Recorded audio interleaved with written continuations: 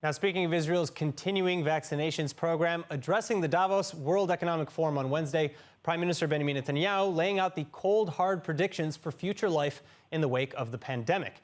And spoiler alert, vaccine or no vaccine, it does not seem like COVID is going anywhere anytime soon. You ask what's the challenge? We're in an arms race, except it's not an arms race. It's a race between vaccination and mutation. The mutations, especially the British mutation, but there'll be more mutations. There are more mutations. There'll be more mutations in the future.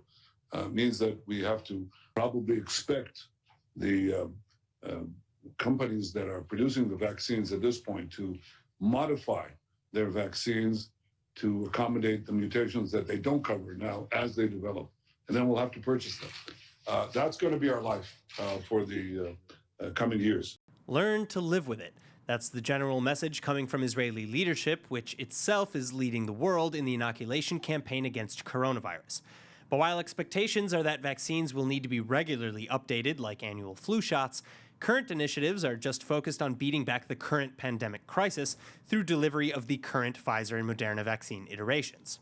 Deputy Health Minister Yoav Kish mirroring Netanyahu's language in that we're in a race against time. If the vaccine would not be effective against the mutations, then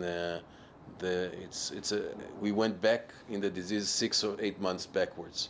It's like a new thing coming up. We'll have to wait for a new development of vaccine that will give the answer against this mutation. That's the main issue.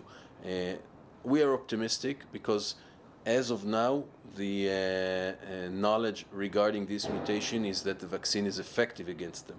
And with that in mind, Israeli HMOs are now opening vaccine eligibility to anyone aged 35 and up, with the rest of the population slated to be eligible in the next few weeks as well. Upwards of 2.8 million Israelis having already gotten their first doses, and nearly 1.5 million more having gotten their second. And this accounting for the inoculation of roughly 80% of at-risk Israelis in little under a month's time.